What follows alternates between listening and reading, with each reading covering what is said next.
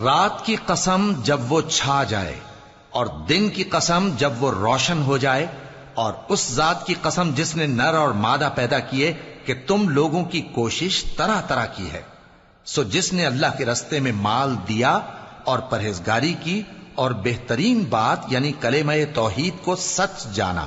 تو اس کو ہم آسان طریقے کی توفیق دیں گے، اور جس نے بخل کیا اور بے پرواہ بنا رہا اور بہترین بات کو جھوٹ سمجھا، تو ہم اسے رفتہ رفتہ سختی میں پہنچا دیں گے، اور جب وہ دوزخ کے گڑھے میں گرے گا تو اس کا مال اس کے کچھ بھی کام نہ آئے گا۔ یقیناً راہ دکھا دینا ہمارا ذمہ ہے،